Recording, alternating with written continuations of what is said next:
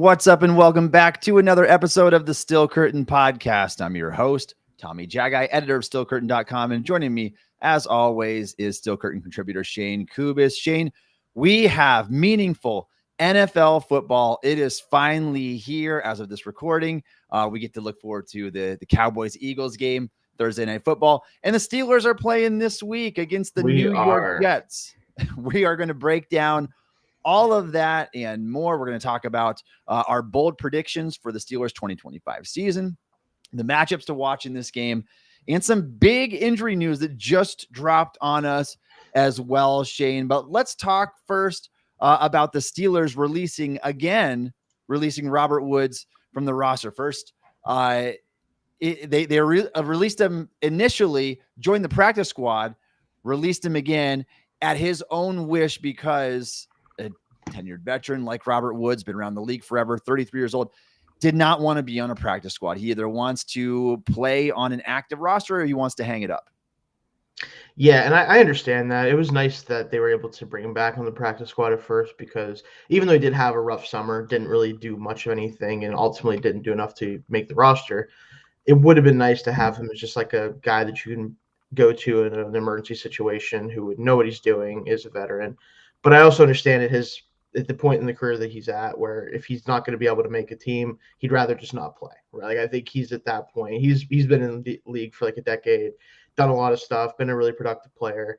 He probably feels like, why am I going to mess around and be on a practice squad if I don't really feel like doing that? So I understand that for sure. Yeah, absolutely. So not earth-shattering news there by any means, but news nonetheless. Shayne, also the Steelers lost out, if you will, on a wide receiver target. Gabe Davis went to sign with the Buffalo Bills practice squad, which tells you a little bit about where his health status was. Yeah. We wondered after that meniscus injury, and I did a little bit of digging, Shayne. The last two notable receivers to try to come back after a meniscus injury, Kelvin Benjamin and Kadarius Toney, and neither of them did really a lick of anything after coming back. We'll see. Maybe Gabe Davis can be one of those rare cases that turns it around. But man, last year's sample on the Jaguars was rough. And that's why I was telling everybody to pump the brakes a little bit with Gabe Davis, because it just did not look good last year. No, and at best, for Buffalo and for the Steelers, if he would have signed with us, he would have been like a backup X receiver who maybe threw in there every so often to give Metcalf a break. Like, that's really what it would have been. I don't think you would have seen much production from him. Like, it would have probably been similar to many of the other veteran receivers the Steelers have brought in recent years, right? So not a huge loss. It is one less option that this team has available to it. And I do think at some point we're going to see an addition there, whether it's at the trade deadline or at some point during the season. But for now, we're rolling with what we got. Yeah, and with Gabe Davis, he never offered any special teams value at all. I think he had 4 special team snaps over the last 3 years. And so he wasn't going to help you in that facet of the game. And obviously not very healthy. There's a lot of teams that looked at him, and the fact that he could only get on a practice squad is very telling right there. So you can put your mind at rest. The Steelers aren't missing out on anything. Gabe Davis is not there yet. And hopefully he can get back to form at some point here. Shayne, I've got to talk about the big news that dropped this morning. Just came out of the blue, and you don't expect this type of stuff to happen just days before the start of the season. But the New York Jets, Steelers' week 1 opponent, suffered a devastating blow to their roster. Elijah Vera-Tucker, really quality interior offensive lineman, guard, played some tackle in the past, but was a really good guard for them. He suffered a season-ending. We're hearing now that it's a season-ending arm injury for Elijah Vera-Tucker, and so he will not play at all this year. Big loss for Justin Fields and the Jets. We're going to get to that breakdown here in a little bit, Shayne. This was surprising, but it also presents a huge opportunity for a player like Y.A. Black. Obviously, Vera-Tucker is the right guard of the Jets. They're going to do some finagling now, and from what I've heard, the plan is not to go with the guy that's listed as the backup on the depth chart, Newman Johnson. They're going to shift over Joe Tippmann, their starting center, to right guard, and then play Josh Myers, who was a 4-year starter in Green Bay, albeit a kind of questionable sample there, play him as a starting center. We'll see if that proves to be the case. I haven't heard confirmation on that, but that's what it sounds like at this point. You think this is a big opportunity for Black now? I think it's a big opportunity for the entire Steelers defensive line, to be honest with you, mostly because if you're going to be moving guys around a little bit more this year, which it seems like they want to do, that matchup, whoever has the, whether it's Tippmann, who is a good player, I think he'll be able to hold up okay at guard, but Josh Myers at center just doesn't really move me. And there's a reason why the Packers were happy to let him walk, right? Like, I think that he's very much a backup player. And whether it's at center, guard, wherever, you're now going to have a backup in there. And it's unfortunate for Vera Tucker, too, because this is a guy that was mostly healthy last year after missing most of his second and third seasons. And he is, when he's played, one of the better guards in the league, honestly, in my opinion, especially as a run blocker. Without him, their identity as an offense does take a pretty big hit because you're relying on two young tackles to be the best players in this group. The rest of the interior is just okay. I think Tippmann at center was promising and still can be when he gets to play it again, but who knows when that will be, if Vera Tucker can't stay healthy. So it's tough, and I think Black is one of the guys that is going to have a good opportunity here because the backups there don't really handle, I think, size and power as well as Vera Tucker is able to. Yeah, I mean, the Jets, Shayne, have a really encouraging outlook on the offensive line. They had a lot of young players. Vera Tucker was the veteran of that group, and he's still a young guy in his own right. He's entering year 5 here. They hopefully drafted to them their bookend tackles, Ola Fashanu and Armand Membu. Right. So they had a really encouraging outlook, and it just shows you how fast that can change. And you think about it for the Steelers, like, had that been Mason McCormick or Siamalu right there, like, you're already scrambling to figure out what you're going to do. And so big, devastating blow for the Jets, not just going to impact them in week 1 against the Steelers, but for the rest of the season. We'll see how they handle that spur of the moment here in just days leading up to this opening matchup against the Steelers. All right, Shayne, I want to talk about Mike Tomlin in his comments on Cameron Hayward. Now, Hayward on his Not Just Football podcast went out and said, and his co-host asked him, I mean, are you suiting up? Are you going to play this week? And he's essentially like, we'll see. I mean, not super encouraging. But Tomlin tried to put fans' minds at rest when he spoke to the media and said that he expects Hayward to play. He's been practicing all this time. He expects him to play. I think it'd be a little bit ironic if Hayward didn't play after being named a team captain and you're practicing with the team right now. So, Shayne, what do you make of this whole fiasco? And are you even a tad bit nervous that Hayward's not going to suit up? I'm not nervous he's not going to suit up. I think he knows that at this point in the season, like the type of season the Steelers are trying to have, where this is kind of not a last hurrah, but like one of the last hurrahs with this group. I don't think he's going to be willing to miss out on that. I think he wants to be a part of that. But I also think, to his credit, and he's right to say this, that I think he deserves more respect from the organization from a monetary perspective. Because while they took a chance on him last year, I think all of us in the back of our minds are like, if he's healthy, he's probably still Cam Hayward. And so there's an element of like, yes, they did take a chance on him, but he also helped the team out by not making it more difficult on them in the process by only taking the money he got. And again, he's woefully underpaid based on his production and what he's been. So for me to sit here and say that he shouldn't get paid more would be just wrong of me to say. But I also don't think he's going to be willing to let it linger into the regular season. I think it's something that if he chooses to play beyond this year, that could become a thing where, okay, hey, we really need to solve this next offseason. But I think he wanted to make it clear this coming season that he wants to be paid more in the rest of his deal. Shayne, there is no doubt that he is worth the money that he's asking to be paid. He's a top of the market interior defender. The Steelers did take a gamble on him because I think he played 10 games the previous season, wasn't fully healthy, played through a groin half the year, and the sample wasn't what we were used to seeing. And so Pittsburgh did take a risk by signing a 35-year-old to a 2-year extension. It paid off for them big time. And so what's unfortunate is because they got such a good deal on it, now Hayward's coming back at them. Honestly, this goes back to Hayward probably should not have signed that contract. His agent probably should have looked for a little bit more leverage there. Yeah. Maybe the Steelers will throw him a bone still. I think Hayward suits up, and I think that he plays, like you said, Shayne. I think that all the signs are pointing that way. Mike Tomlin's comments seem to indicate that, and they need him. I mean, I would hope that Hayward wouldn't hold this leverage over the Steelers right now with Harmon being injured. Yeah, knowing that he's instrumental to that defense. So let's hope that they appease him and something gets done. We saw, I believe his extension came in September last year. And so it's still possible the Steelers can kind of throw them a bone here and we can forget about this and move on. But I would expect Hayward to play in week 1. If he doesn't, I would be surprised by that. Yeah, me too. All right, Shayne. I want to briefly talk about ESPN's power rankings real quick. Then we're going to get to do some bold predictions and later our Steelers Jets week 1 preview. But let's talk about this, where our ESPN staff had the Steelers ranked 16th in the NFL in their power rankings, right smack dab in the middle of the league. And for some further context here, they included the chances to make the playoffs, which they have at 44.6%. That's a less than a coin flip's chance there. Chance to win the division only at 18.5%. Makes sense with Baltimore and potentially Cincinnati. Projected wins at 8.6. I mean, that's a losing season, Shayne. What are we doing here? We've seen this song and dance so many times before. The Steelers do have the 10th hardest schedule. Their record last year, however, was 10-7. And it doesn't seem to matter who's playing quarterback. I mean, this is a new starting quarterback for 5 years in a row.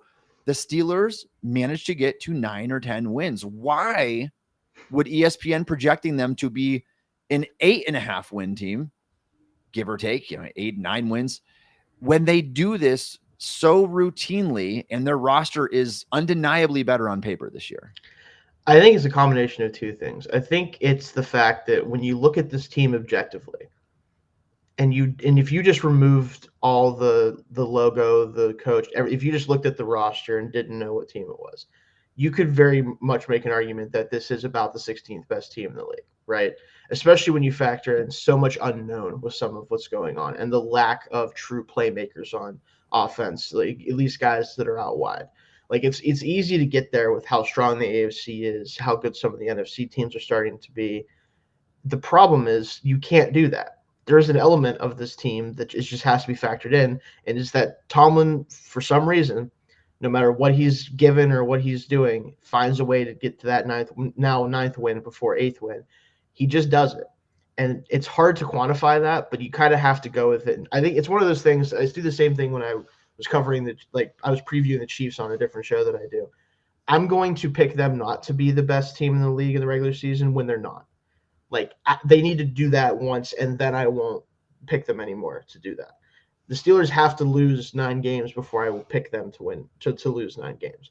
So for ESPN, I think if they do it objectively, I understand where they got to this point. I'm kind of similar in terms of how good I think this team is this year in the middle of the pack in the NFL. But we know they're going to find a way to win 10 games. We just know this. It doesn't matter because it won't matter until the playoffs start if they do make it and they actually do something there. But we know that part's not really in question for the most part, or at least it shouldn't be. Yeah, Shayne. And I mean, the 16th ranking, I don't even really take an issue with it. I mean, not really. That's fine. They are a team that needs to prove it from here.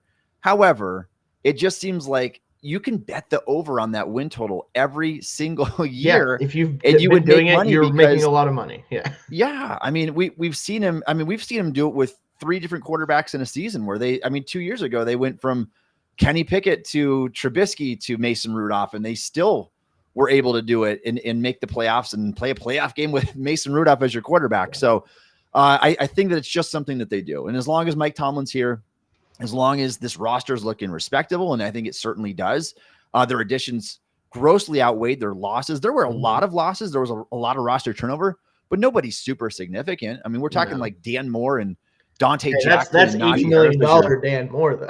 Yes, the $82 million man there. But I mean, the turnover that you have, I mean, it was in some ways was addition by subtraction. You get guys that you hope are at least better players out there. And in the case of swapping Dante Jackson for Jalen Ramsey and Darius Slay, you certainly got better. There's no doubt in my mind. So just interesting again to see where these analytic numbers came in for ESPN's team here when it came to the Steelers power ranking. But nonetheless, maybe they can vault themselves up. They have a really promising first game performance. Somebody predicted, I can't remember who it was, that Rodgers would go off for a 300-yard passing performance in week 1. But he hasn't done that in a while. So we'll see. We'll see. All right, Shayne, I want to get to my bold predictions. You guys are joining us here in the live chat. Please drop some questions for us. We'd love to be able to get some answers for it. If you have any, just get that discussion going. Shayne, you see anything before I start firing off here? Yeah, we do have our old friend R Barley 18 has made a reappearance. We actually mentioned him last time about we haven't seen him in a little bit. The media has Aaron Rodgers derangement syndrome. I think there's an element of that. I will say I'm not predicting it, but it would be kind of funny, even as a fan of this team, for the Steelers to finally have a losing season with Aaron Rodgers as the quarterback. It would be funny.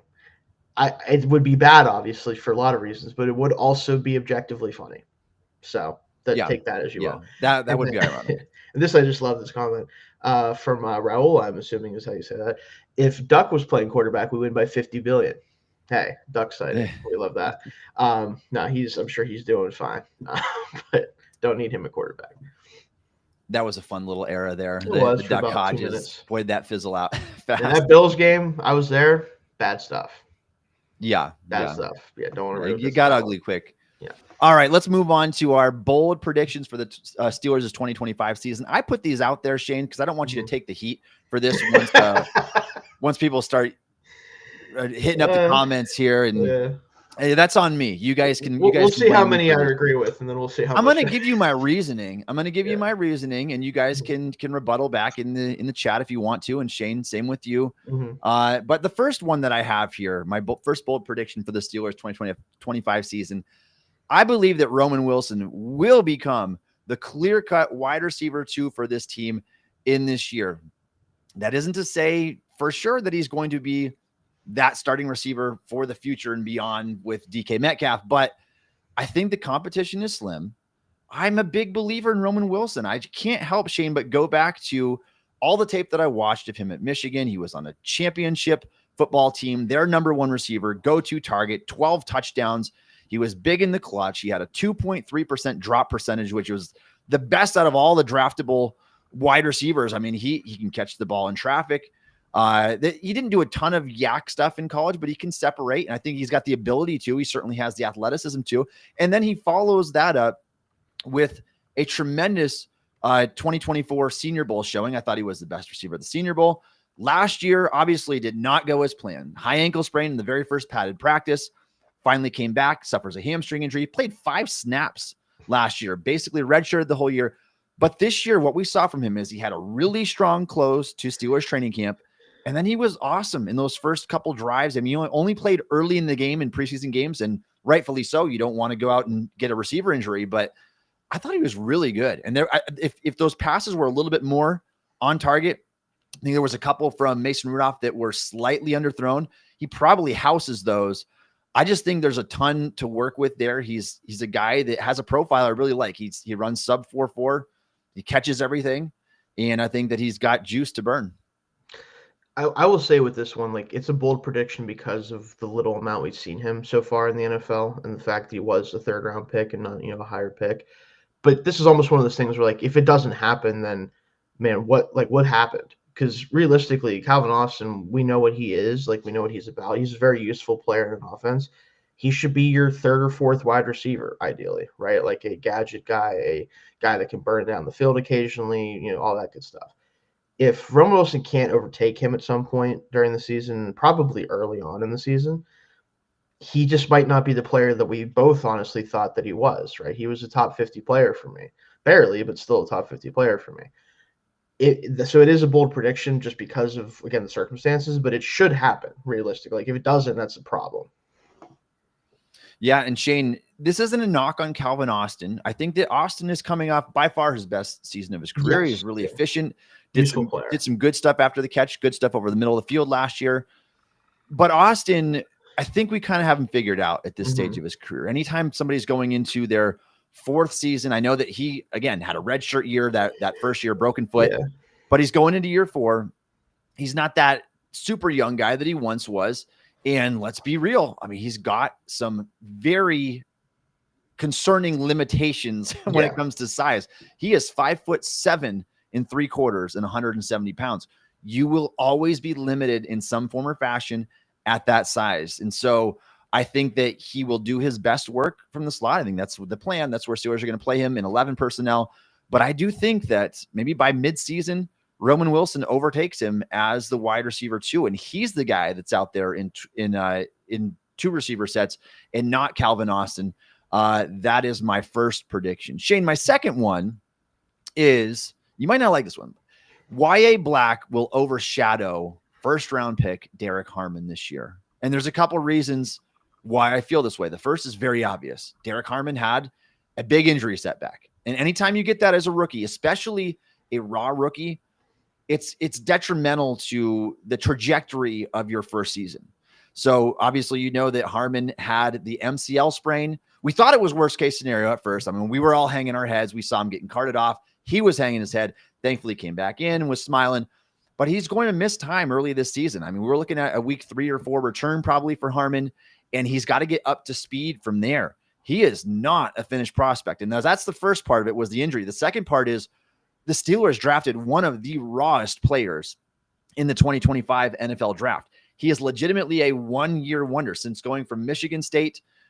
Michigan State, he didn't really do anything. Nobody even knew much about Harmon. And then he goes to Oregon, and that's where he has his big breakout season, puts him on the map as a first-round pick. He's got the size. He's got the athletic traits. I still think what he does with his hands is a mess. Like, he needs a pass rush plan, but you can see all the tools and potential there. Shifting over to Black now, Shayne, I think that Black is far more polished with 4 times the college experience pretty much, and a guy who had a really, really strong preseason, and he's healthier. And so I think that when Black gets the opportunities early in this year, he has a chance to make a name for himself and maybe even have a bigger, at least early season role than Derek Harmon will. So this one is one of those situations where I think it is heavily based on how much time Harmon ultimately misses this year. Is he fully back after a week or two to start the year and we get to see him the whole year? Because I do think if that's the case, Black will have a hard time overshadowing him, just because I think he's going to play much more than him. Like, he was the starter. He was listed as the starter going into the season, really since pretty much minicamp, I think it was. They're like, oh, yeah, he's going to be the starter. It's like, oh, okay. It is funny to me that maybe one of the rawer players that they've drafted in recent memory was just immediately like, oh, yeah, he's a starter, which honestly might just mean that he's more ready to go than we think he is, but it also just might be because they like him so much, which is fine. I do think if he's healthy and he gets back on the field sooner rather than later, he's just going to outsnap him by a significant amount, and it'll make it hard to be overshadowed. I also will say, going in Black's favor is the fact that he is kind of the thing that the Steelers really need, which is a run defender. Like, they have plenty of pass rush. They had it last year. They just couldn't stop the run by the end of the season for a multitude of reasons. So if he makes plays in that regard, and he also is noticeably a big reason why the run defense is better, especially against the better running teams, that is his path, I think, to overshadowing him as a rookie if he's going to. Yeah, Shayne. And for sure, I will say it's very much contingent on how Black performs with the added opportunity in the first few weeks of the season without Derek Harmon. If he can take advantage of that, and we're going to talk about some of the matchups here in a little bit, then I think that there is a chance to carve out a much bigger role than anyone anticipated. This is a guy that when the Steelers drafted him, we didn't even – I mean, a lot of people didn't consider him a roster lock. I kind of thought he was from the beginning because of his size profile and run stopping the type ability. Of player he is, yeah. But there was a lot of people that didn't even view him as a lock to make the roster. Now we're talking about him as a stopgap starter here really early in the season. Like, I think that the opportunity is there. So we'll see. It is bold. It's admittedly bold, but I like it. Oh, this is such a great comment in the chat here from Derby. Oh, yeah. I want to be able to watch the Steelers with no more streams. RIP Streamies. I heard about that. Yes. You know what? I never messed with that at all, but I didn't, but I haven't had to. For Steelers football now. Yeah. Now you actually have to probably pay to watch them. So I apologize for that. Which everybody complains about because everything's on a different streaming. It's like, I got to have 4 different streaming services to watch every game this year. So, all right, well. All right, Shayne, my third bold prediction for the Steelers 2025 season is that Peyton Wilson will draw all-pro buzz this year. You heard that right, not Patrick Queen. Peyton Wilson will draw all-pro buzz. Shayne and I have been very vocal. We think that he's already the best off-ball linebacker on this team by a good margin. I think that while Queen can have his good games, he's so high variance. And I think that Wilson as a rookie already showed, coming off the bench, he already showed that he's more consistent when he was out there, run stopping, blitzing, pass coverage, consistent play to play, game to game. He graded out as a top 13 linebacker in the NFL last year, and rightfully so. When you go back and watch the plays that he made, somehow I don't know how he did it, but was able to garner 78 tackles when he was a linebacker coming off the bench for the Steelers. And so I expect a monstrous season from Peyton Wilson, assuming he can stay healthy this year. This one is probably my favorite of the ones that we have today because it is a bold prediction because there's several good linebackers going right now who are more established than him. But this is a guy, because of his athleticism and because of his coverage chops, if he can get his hands on a few more balls this year, whether it's interceptions, pass breakups, if he can get a couple of forced fumbles, like he just has to get enough of a statistical profile for people to pay attention to him. And then the people that actually, watch the film, which the awards, I don't know how many of them really do. I'll be honest with you. It depends on who you ask. But the guys who do are going to watch him like, oh, teams can't get away from him. He's always somewhere in the picture every single time we watch this team play. That's going to mean something, I think, for a lot of voters who do actually pay attention to that type of stuff. So he just has to make enough splash plays to get on the radar. And then with the guys like Fred Warner's of the world and stuff like that, Roquan Smith in this division, it's going to be tough to get into that all-pro category. But we already saw somebody last year in Zach Bond who came out of literally nowhere. Wasn't even like a high-profile draft pick back in the day, let alone a high-profile free agent pickup. Granted, he played for the Eagles, makes it a little bit easier to get attention. But the Steelers, same way. I think he could certainly get this done if he has enough production. And he was such a good player coming out of NC State. I mean, that the season that he had before entering the draft was just one of the best linebacker seasons I've seen in a long time. Daniel Jeremiah spoke glowingly about him and said, what are we doing here? This guy is a Luke Kuechly level prospect, essentially. And so obviously was an older player, had the injury history. Right. There's playing without an ACL. How he's did just like, 4.43 at the combine without an ACL and then can't move the way you that don't you have, do? right? Yeah. Yeah. I'm very optimistic about who Peyton Wilson can be as early as this season for the Steelers. I think he's going to have an awesome year. All right. Next prediction is not a good one. So fair warning. Yeah. I think that there's a chance Broderick Jones sees the bench. Maybe not for the remainder of the year, but at some point this season, get his butt parked on the bench, because what we saw, like even in the preseason, Shayne, as an offensive lineman, you can do 95% of the reps perfectly, but it's those 3 or 4 ugly reps that you have a game that will get a quarterback killed. In this case, a 41-year-old Aaron Rodgers, who doesn't have the same escapability, mobility that he had in the past. I don't know what it is. I think there's still mechanical issues with his game that have not been cleaned up yet. But we saw those in the preseason. Again, I cut up all of his every rep that Broderick had in the preseason. It's on my X highlights if you want to go take a look at them from the All-22 film. And I think that, again, most of it, 90% of his play was awesome. The other small chunk, the 6 to 8 snaps he had in the preseason, if you were just to put a compilation of those together, you would say this is some rough stuff here. And so he's got to clean up the bad plays. And if he can do that, I think that he's still got potential to be that future starting left tackle for them. But I'm not overly optimistic based on what I've seen because of the few bad plays he's still having. Yeah, this take is more for me. Like the only reason I would push back on this one is not anything I've seen from Broderick to suggest that this is impossible for him. It's just, who are you going to put in? Lack of depth. That's really, like, that's my only thing. I think they made it clear that, like, with the way they handled the offensive line this offseason, like, they like their 5 starters. They probably like Spencer Anderson a decent bit. And then the rest of the guys, they're just hoping don't have to play. Like, that's really what it comes down to. So I think if you benching him for any significant amount of time, like beyond just like sitting him down and being like, hey, you've made 3 consecutive bonehead plays, like you need to sit for a minute.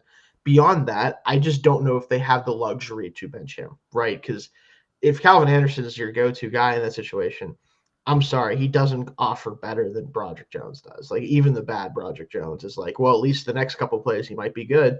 Like, it's tough, right? They've put themselves in that position, but I think that's really the only reason I would see this not happening at any point, or that I would have a hard time thinking it could. And that's understandable, Shayne. And for the record, I am not in favor of benching Broderick. I think that you need to let him play. Take your lumps with him. You don't have a quality option that can come off the bench. And you have to see, this is make it or break it. Like, you need to see him all season long, see what you're getting out of him, see if he can be that guy. It's more so I'm thinking maybe a doghouse situation, one where it's like, all right, you just had 2 ugly reps in a row. That take a seat next to me here. Yeah. Come sit for a little bit, and then maybe we'll put you back in. I hope it doesn't happen. I hope he just comes out of the gate swinging. Broderick, if you're listening to this, you prove me wrong, but please. Yeah, that'd be great. I'm still optimistic that this could be the best year of his career so far, but still a lot of work to be done there for sure. All right, Shayne, 2 more predictions before we move on to our Steelers Jets preview. My next one is this again. Tell me if it's just too bold, but I think that Nick Herbig is going to push Alex Highsmith. I think that we already had some rumblings last year when Herbig came off the bench. This guy is electrifying, and it's particularly as a pass rusher.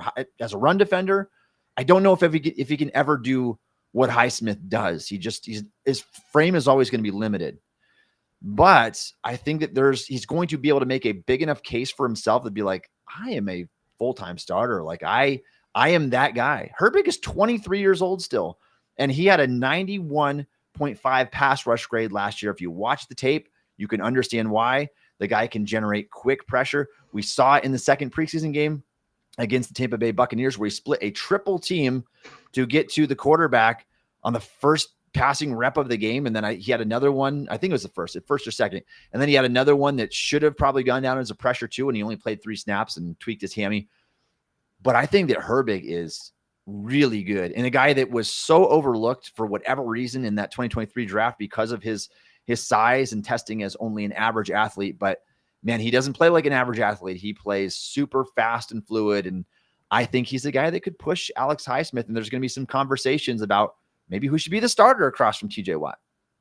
So my problem with this one is that you know how much of a fan I am of Nick Herbig for multiple reasons. Those who've watched the show for a long time know I am a Wisconsin Badgers fan in terms of college football, so I watched his entire career.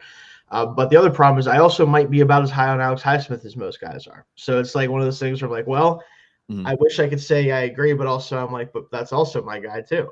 I kind of think Highsmith has reached a point where he's probably, if not the best, one of the 3 best pure number 2 edge rushers in the league. Just look at the numbers the past couple of years from him. It's pretty easy argument to make. Outside of your the Texans have 2 number 1s. That's kind of whatever. But in terms of guys who clearly are number 2s, but can maybe be an okay number 1, Highsmith is up there. I think ultimately what's going to not allow this to happen is what you mentioned with Highsmith as a run defender. I think he's improved in that regard a lot. I think he just has more ability to do that with his size and his frame. I think Herbig's best ability is that he can come on as that 3rd pass rusher and just really kind of whoop up on a tackle that couldn't probably stay with him to begin with, but definitely not now that he's played 30 snaps in the game. It's just that's, I think, his superpower is that he is so explosive that when you put him as that 3rd rusher, it just tackles can't stay with them when they've already lost a lot of juice throughout the year, throughout the game. So I do think he could be a starting caliber player in terms of the whole package if he played 40, 50 snaps a game. But the run defense would be lacking towards his area. You would have to account for that. And I do wonder if the efficiency would go down a little bit, as it typically does if a guy plays more snaps. Those are fair points for sure, Shayne. And again, this prediction has nothing to do with being disappointed in Highsmith's performance. Right. I am not at all. Right. I think it has everything to do with Herbig. He's younger than some of the guys entering this year's draft still. Pretty sure he's the same age as Jack Sawyer, right? Or something like that, close to that. Yes. They're months, just a couple months apart, I believe. Yeah. He's actually younger. Yeah, I did hear that. I think it was on Not Just Football. Maybe I heard that. So Herbig, though, I think there's so much potential there as that pass rusher. And maybe the solution, Shayne, isn't to play him over Highsmith. Maybe the solution is it's 3rd and long. You need to have that guy on the field. Oh, yeah. They should all be out there. You have to have him on. Have 3 edge rushers. I don't care. But he needs to be on the field because he was so good last year. And so I think the arrow is still just pointing drastically up right now for Nick Herbig early in his career. All right, Shayne, my last prediction. This one isn't particularly bold because of. Yeah, I was just saying this. I love this one. But I think that Aaron Rodgers for sure will have his best season since his MVP year in 2021. Now, obviously, what's happened since then? He's missed a season with the Achilles tear. He did play one year in Green Bay after that MVP season. It kind of went downhill. Was traded, had the Achilles tear, missed the following year, and then he played in 2023. And then in 2024, he had respectable numbers for the Jets, but didn't lead them to success, only a 5-win season. And so I think that it's a relatively low bar, but at 41, I'll take it. I mean, if you can have the best season that you've had in 4 years, give me that season, because it's what the Steelers need. And it's about all you can expect from a guy at his age.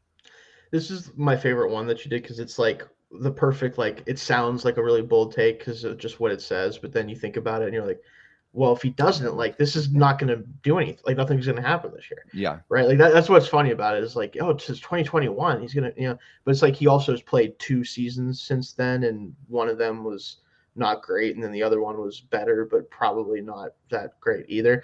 Like he could easily outproduce what he did last year in terms of not just the raw numbers, but the actual effectiveness. And it still would be just a good Rodgers season. It wouldn't be like anything like he's had. So this one is still kind of bold because he is older, obviously, but I do think he has a chance to do this. I'd be a little surprised if it isn't at least a little bit better than last year. All right. If you guys have bold takes, drop them in here. Our Barley has one for us. My hot take is that Kenneth Gainwell, overtakes Jaylen Warren at some point this season due to ball security reasons.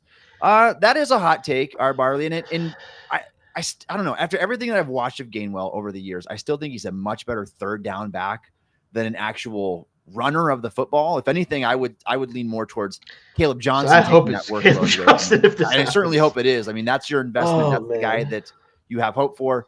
But we will see. I actually think that Gainwell is a candidate, at least a candidate, to be one of the rare Steelers running backs that would catch more passes than have rushing attempts. Yeah. And that obviously is contingent upon whether Warren and Caleb Johnson can stay healthy all season long. All right. If you have any more bold predictions for the Steelers in 2025, please drop them in the chat. Please leave us a like, drop a comment down below to help the stream get seen. If you like what you're listening to now, you want to keep coming back for more every Wednesday. We have this show. Please help us be found. Leave those comments. Tell your friends. All right. If you are a fan of the Pittsburgh Steelers and like to support the Steel Curtain Podcast, please consider subscribing to the Steel Curtain Podcast on YouTube. We appreciate all your support. All right, Shayne, it's time for our first Steelers preview of the football season. Steelers versus Jets, week 1.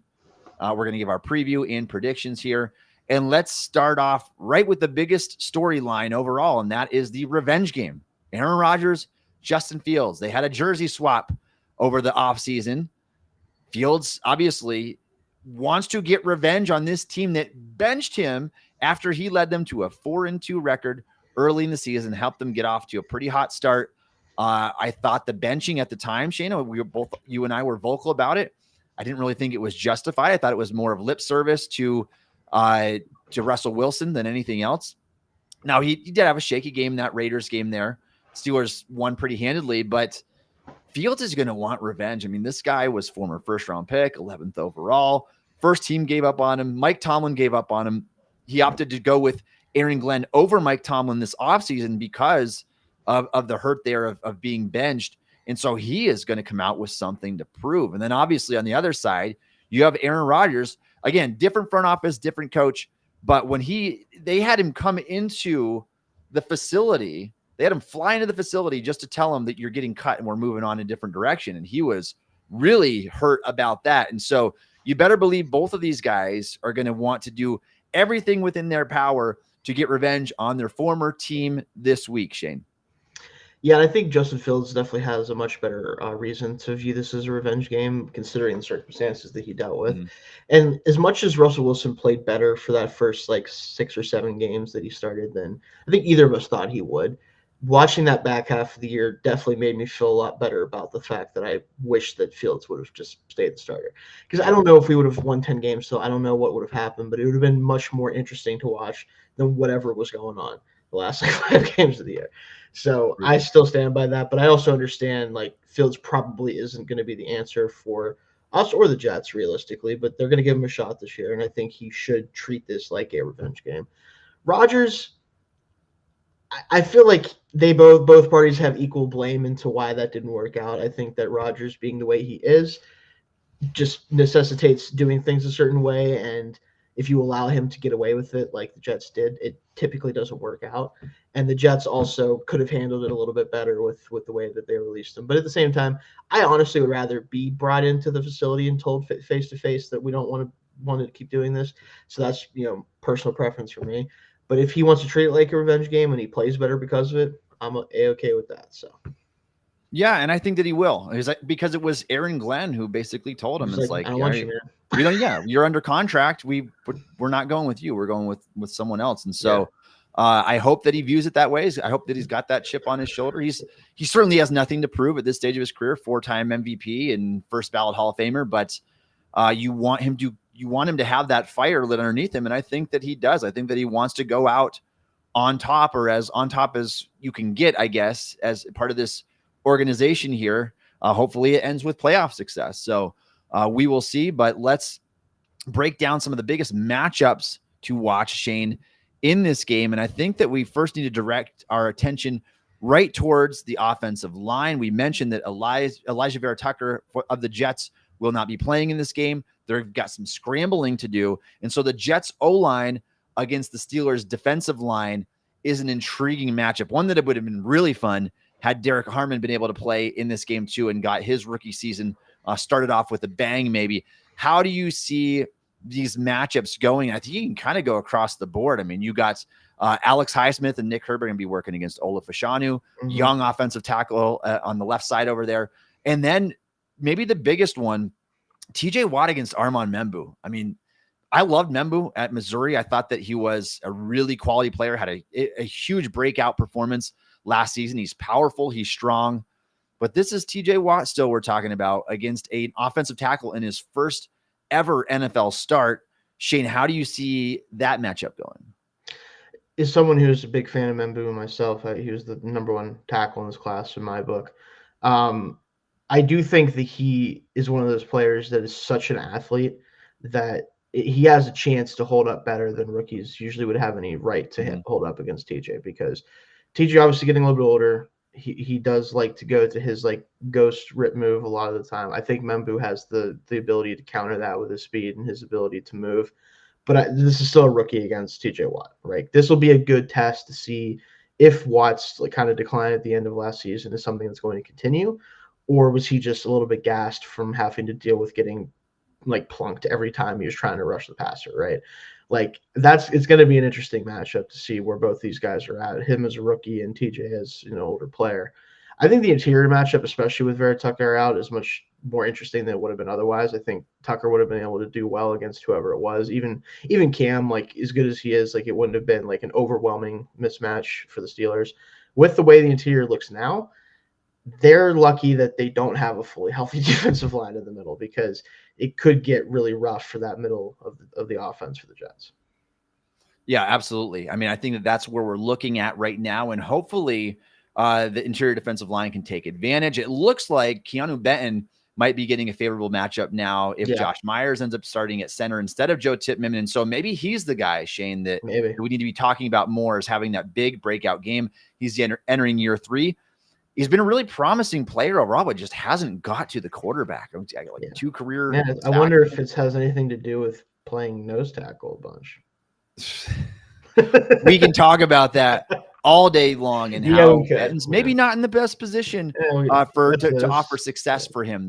Beating a dead horse at this point, unfortunately. But, oh man, I mean, who knows? Maybe having more talent around him too, with Harmon eventually with Black, maybe that can alleviate some pressure. Some big bodies there. We'll see, but that's one to watch for sure this week. Like I said, Jets would have had a really competent and promising young offensive line. They still do, but the Elijah Vera-Tucker injury changes things a lot for this outlook. I definitely will have my eyes on TJ Watt to see if he does what he normally would do against rookie tackle. But like you and I said, we really like Membu. We think that this is one of the better tackles to come out in several years. He's got athleticism, he's got power, and so that combination of both may make Watt's job a little tricky. I don't know. I mean, I could be eating my words by this time next week and saying, no, he's just it's just going to do what he does. It's hard to say with rookies, because we know what we think about him, and he has a profile that should give him a better chance against someone like TJ than a lot of other rookie tackles. But it's still his first real NFL game against one of the best pass rushers of the past decade, if not more. it's asking a lot for him to play well, but I'm saying it's just a little more likely that he could hold up better than, say, like a Roger Rosengarten last year for the Ravens or someone like that. I think it's a little bit of a more favorable matchup there. For sure. And I'll be watching the other side as well with Olaf Fashanu going against Highsmith and Herbig. I really want to get Herbig matched up against Fashanu and just have him dip underneath there. Fashanu is the taller offensive tackle, kind of small hands there. We'll see how that goes, but should be an intriguing matchup because those are both pretty strong units overall, even with the Jets injury there. Shayne, let's talk about Jets wide receivers against Steelers defensive backs. And if you look at it on paper, this grossly favors the Pittsburgh Steelers.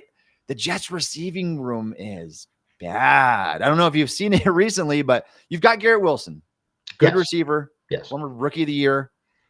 Here's what they have outside of him: Alan Lazard, Josh Reynolds, Xavier Gibson, Irvin Charles out this game, Arian Smith. That's not good. And so if you can contain Garrett Wilson with Justin Fields throwing him the ball, by the way, you should be pretty good elsewhere. And you look at the Steelers secondary with Porter, Jalen Ramsey, Darius Slay. Obviously, you still have Deshaun Elliott at safety. Brandon Eccles, if you play dime defense, that favors the Steelers, and I don't even think it's close. No, this is one of those things where, like, it's to a weird degree, actually. They're very similar to the Steelers in a lot of ways, like roster construction-wise on offense, specifically the playmakers. They have one absolute dog at receiver, and then it's like, we don't know. Now, I would say the Steelers have much more explosiveness and like actual promising youth in their receiver room still, but it's very similar in the sense like we don't know what we're getting out of the rest of these guys, but we know we got our one guy. So if you can at least contain Garrett Wilson, then the passing game should be a non-issue for this team in this game. Between the fact that Justin Fields struggles to throw past his first one or two reads anyway, if you can just bracket Wilson, which they won't, we know this team, they're just going to play man coverage on him or something because, it's them, unfortunately. But if they were to bracket him and try to just beat him up at the line of scrimmage constantly and not let him get free releases, I don't know what the Jets passing offense is going to be able to do. I really don't. So that's definitely favoring the Steelers secondary, and if it doesn't end up being a big difference in the game, I will be very shocked and disappointed more so than anything else. Yeah, Shayne, I would strongly consider just doubling Garrett Wilson, playing inside out coverage on him, and then forcing any other Jets receiver, rookie tight end Mason Taylor, Lazard, Josh Allen, whoever, or Josh Reynolds, to beat you one-on-one. Because if they can, you probably deserve to lose that matchup. Point. Yeah. You shouldn't lose those one-on-one matchups. So that definitely favors the Steelers. But the biggest issue was never going to be the Jets passing game. It was going to be the rushing attack, right? The combination of Justin Fields, Breece Hall, even Braylon Allen getting in there with the potential to break off a couple big runs. They have a potentially very threatening rushing attack. And I'll be interested to see what this Jets offense looks like this year under the direction of Justin Fields at quarterback here. They have to be able to slow down the run, because if the Jets are to stay in this game, stick with the Steelers and get to their outcome, it's going to be because they're running down the throat of the defense. Yeah, it's, again, like, if the other guys can beat you, so be it.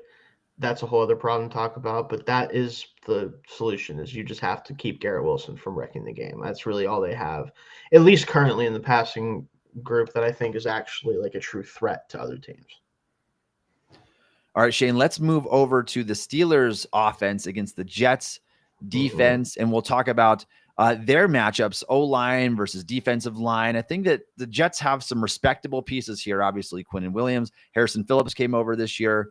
We'll see what Will McDonald can bring. They've got some players who still have a lot to prove in terms of their pass rush ability.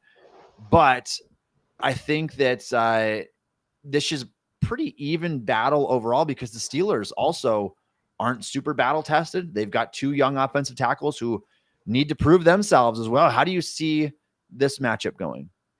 I do think the Steelers have their work cut out for them a little bit, especially if Jermaine Johnson is fully healthy and ready to go, which it seems like he is. Because I think based on the alignment, I expect that McDonald will be on Broderick a lot, and that Jermaine Johnson will be on Fatanu. And Fatanu's one weakness that I think he still does have and may have as a player in general is his ability to handle power particularly well. And Jermaine Johnson is a pure just run through you edge rusher. Like he wants to just get in your chest and push you back. And that could give Fatanu some issues, right? If he is able to get that bull rush going on him. And then Broderick, we know Broderick just struggles in certain situations anyway, but against a pure just bend the corner speed rusher like McDonald, that is where you worry about a really bad rep equaling like a pressure or a sack in the first 2 seconds of the play, right? That's what you don't want to see. So I think this is going to be a tough matchup for them if those guys are good to go. McDonald in particular really showed a lot of flashes last year as their best pass rusher. All right, Shayne. And then what about the Steelers receivers against the Jets' secondary? That's one of their strengths. They've got Sauce Gardner, Tony Adams, Andre Cisco, Michael Carter too.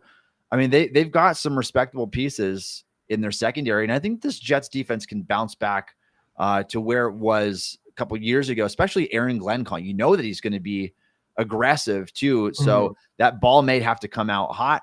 These receivers probably aren't going to get long to make their move, to make their splash.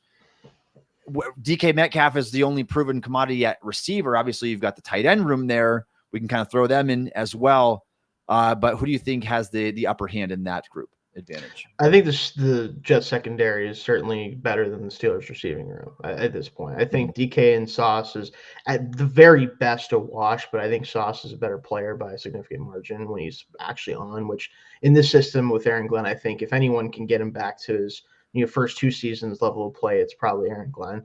And then the rest of the secondary, like there's questions at safety, especially like, is Andre Cisco the ball hawking version of himself he was a couple years ago, or is he like one of the worst safeties in the league like he was with the Jaguars last year?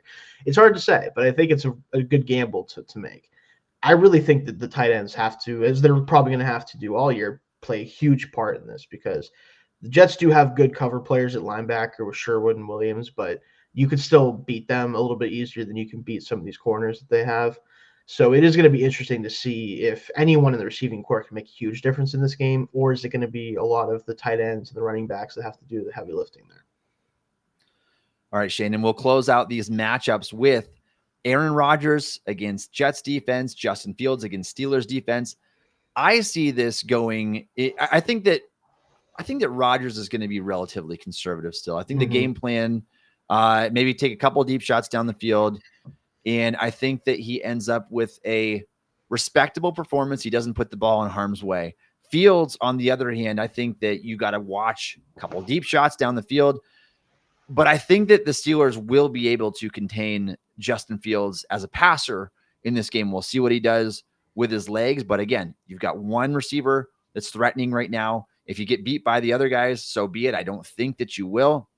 And Justin Fields has struggled with accuracy this summer. There's a lot of cut-ups going around. You look at his sample in the preseason, albeit really small. One of those preseason games he played, he was 1 of 4 for 5 yards, I think, something like that. And it was a pretty ugly performance overall in terms of his accuracy. We know that at this stage of his career, he's just not an accurate quarterback. He's 5 years into his career. That's not going to be his forte. So I do think the Steelers, considering the upgrades in the secondary, I think they'll be able to contain Fields. I see Aaron Rodgers having the better game between the two quarterbacks. Yeah, I mean, it'd be a surprise if, especially as passers, that Rodgers does not play him significantly. I do think that the Fields experiment with the Jets could go pretty well if the offensive line, especially if it wasn't now banged up, but they want to run the football. They want to use him as a runner. They want to create explosive plays, off play action and all that good stuff. And that's great in theory, but I think in week 1 against a really strong defense, it's going to be hard to execute that game plan, especially because of how well the Steelers generally handle rushing threats at quarterback, right? Especially like the like Lamar Jackson's of the world. And even he struggled against us in some ways, but not necessarily as a runner.